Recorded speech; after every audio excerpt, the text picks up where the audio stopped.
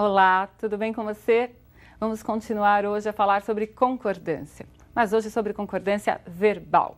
Na aula passada, vimos qual é a relação do substantivo com o numeral, com o pronome, com o artigo ou em circunstâncias especiais, se relacionando com outros termos dentro de construções específicas. Muito bem.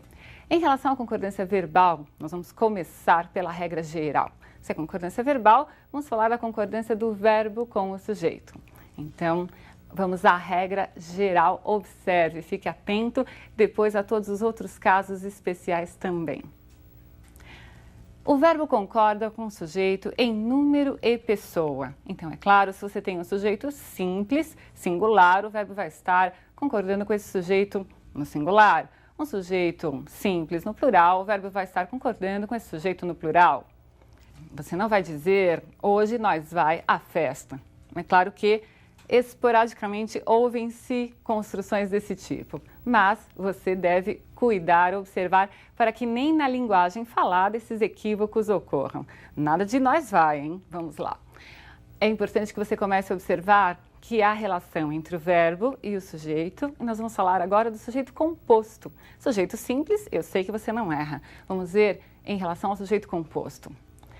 A posição do sujeito composto é importante. Se ele vem antes do verbo, temos um procedimento. Se ele vier depois do verbo, outro procedimento. Então, vamos observar quais são esses procedimentos. Veja lá. Sujeito composto antes do verbo.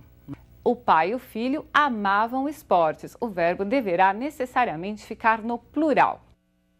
E o que vai ocorrer se esse sujeito vier após o verbo? Veja. O verbo irá concordar no plural ou poderá também concordar com o núcleo do sujeito que estiver mais próximo ao verbo.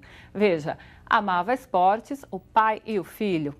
Ou amavam esportes, o pai e o filho. Não há aí uma preferência, usa-se uma ou outra forma, depende do estilo do autor. Você prefere o singular antes do sujeito composto ou você prefere o plural? Escolha. O importante é você saber que as duas possibilidades convivem na gramática como corretas. Tudo bem? Vamos a outros casos de sujeito composto. Vejamos aí o sujeito composto por pessoas gramaticais diferentes. Você se lembra do que é uma pessoa gramatical?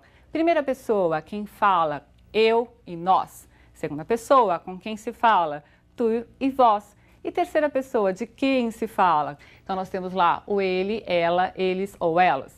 E o que acontecerá com o verbo se o sujeito for composto por essas pessoas gramaticais misturadas, diferentes? Veja a regra. A primeira pessoa sempre vai prevalecer sobre a segunda e a terceira. Então, temos aí eu, tu e minha mãe. Eu, primeira pessoa, tu, segunda e minha mãe, terceira. Observe que o verbo está na primeira pessoa do plural. Eu, tu e minha mãe somos sobreviventes. Muito bem. E se a segunda pessoa estiver presente e não a primeira? A segunda pessoa do plural é que irá prevalecer na concordância deste verbo com o sujeito composto. Observem, tu e minha mãe conseguistes o sucesso. Tu, segunda pessoa, minha mãe, terceira pessoa. Então, se não houver a primeira pessoa, irá prevalecer a segunda pessoa do plural na concordância desse sujeito composto por pessoas gramaticais diferentes. A construção, então, não é difícil. A primeira pessoa prevalece a primeira pessoa do plural. Não há a primeira pessoa, mas a segunda prevalece a segunda pessoa do plural. E cuidado com essa segunda pessoa do plural, porque ela é pouco utilizada na linguagem coloquial. Mas ela está lá na gramática, ela existe, você pode fazer uso dela e os autores também. Ficou claro? Vamos a outra construção interessante que se refere ao uso do pronome de tratamento. Normalmente, nós utilizamos em lugar, do tu, o você, em lugar do vós, o vocês. E você já observou que o verbo concorda em terceira pessoa. Eu digo você vai a algum lugar. A concordância é como se estivesse ali presente um ele, mas o você não é pronome pessoal do caso reto. Pronomes pessoais do caso reto são aqueles que funcionam como sujeito. Eu, tu, ele, nós, vós, eles. Muito bem? Você é pronome de tratamento. E para todos os pronomes de tratamento, a concordância será em terceira pessoa, tanto para o verbo como para os pronomes que aparecerem, quaisquer que sejam. Pronomes pronomes possessivos, pronomes demonstrativos, sempre em terceira pessoa. Observe o exemplo. Veja lá então, não se esqueça, verbo sempre em terceira pessoa. Vossa Senhoria procura por algo? O verbo está em terceira pessoa e observe que o pronome de tratamento usado foi Vossa Senhoria, não é? Abaixo nós temos lá uma construção que parece correta, porque afinal de contas, se há o vossa presente, o que nos vem à mente é colocar o verbo concordando com um vós. Vossa Senhoria procurais por algo, mas essa construção é incorreta. Lembre-se sempre de colocar o verbo em terceira pessoa. Bem, vamos lá. Percebeu? Terceira pessoa para todos os pronomes de tratamento. Falei do você, ao Vossa Senhoria, mas qualquer um deles. Vossa Alteza, Sua Eminência, o que aparecer, coloque o verbo na terceira pessoa. Do singular, se o pronome estiver no singular, ou do plural, se o pronome estiver no plural. Tudo bem? Você acha correto dizer os Estados Unidos conseguiu aumentar as importações ou os Estados Unidos conseguiram aumentar as importações? Esse é um problema comum em concordância verbal. Se eu tenho um nome no plural, a concordância do verbo tem de ser necessariamente no plural ou pode ser no singular? Veja a resposta. Sujeito representado por nome próprio no plural. O verbo vai ficar no plural se esse nome próprio admitir artigo no plural. Então, a resposta à minha pergunta seria: os Estados Unidos conseguiram. Percebeu?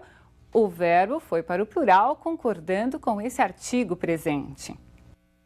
Caso eu não usasse o artigo, poderia sim dizer Estados Unidos conseguiu, não havendo o artigo. Muito bem?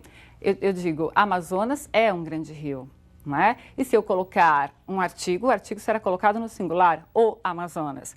Mas há nomes próprios que estão no plural e que pedem o artigo no plural. E você terá de cuidar, não é, desta regra e observar construções equivocadas na imprensa e no seu dia a dia. Certinho? Vamos a um verbo também interessante, que é o verbo ser. Você deve falar, para essa professora tudo é interessante, né? Mas é interessante mesmo, porque ver várias regras de uma vez pode não nos causar interesse, mas dentro do texto há sim que se procurar a estrutura correta. Por isso que eu digo que é uma construção interessante, chama atenção pela forma como deve ser usada.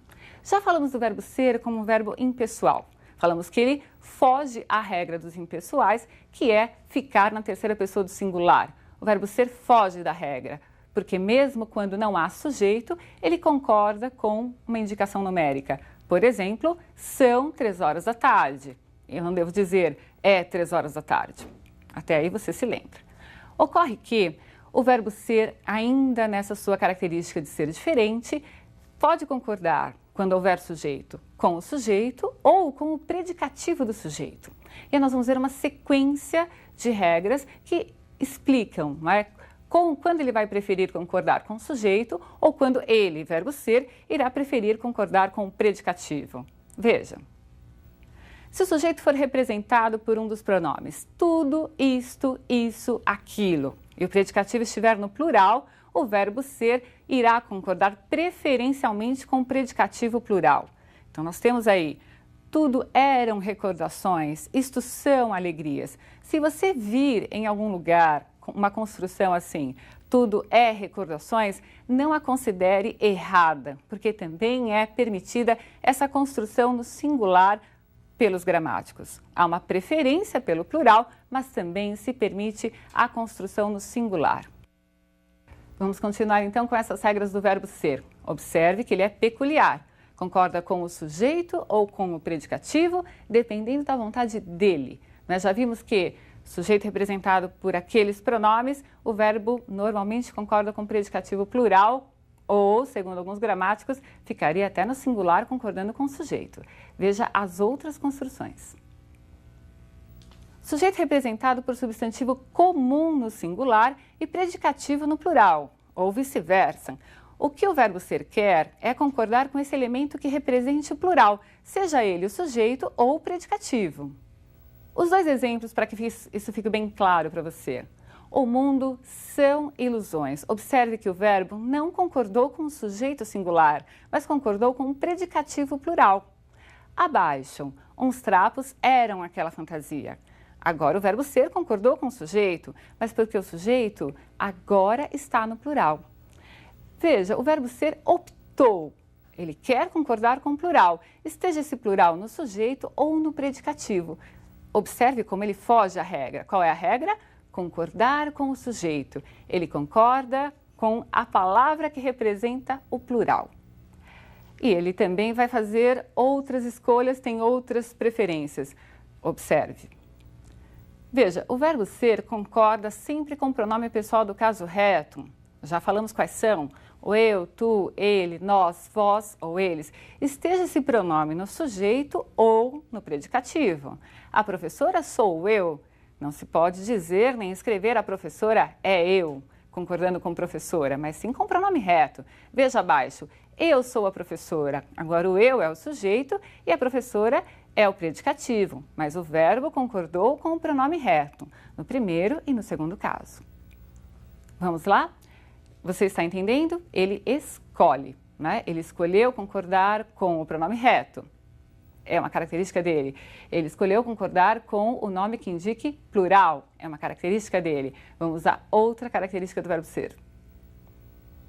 Veja, ele vai concordar com a palavra que indica pessoa, entre a palavra que indica pessoa e aquela que indica coisa, ele prefere a que indica pessoa, esteja ela no sujeito ou no predicativo.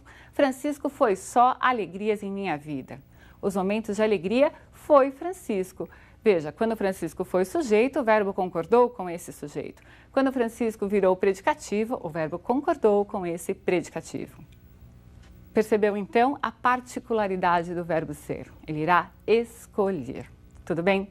Vamos ver agora um outro verbo que também é, posso usar de novo o adjetivo? Interessante. Ele é peculiar.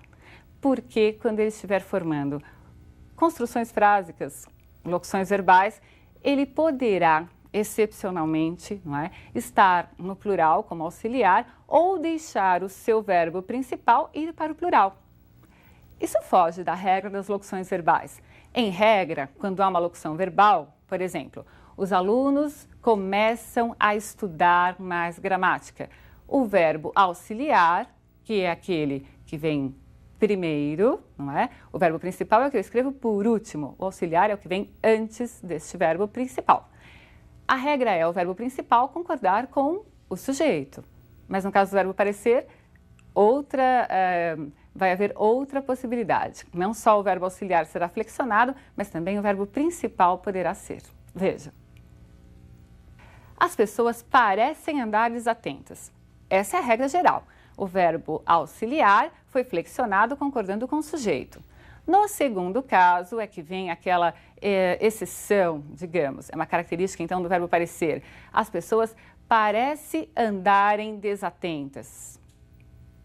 Muito bem, vamos à nossa última regra. Vamos ver como se faz a concordância do verbo quando há num período composto as palavras que e quem presentes.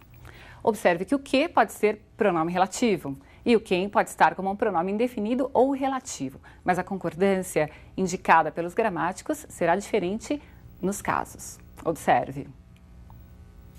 Fomos nós que compramos o presente. Veja, o verbo comprar está concordando com o antecedente do que é o nós. Fomos nós que compramos.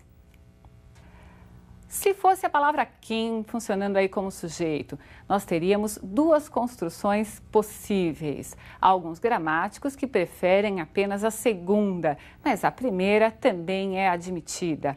Fomos nós quem compramos ou fomos nós quem comprou. Tudo bem?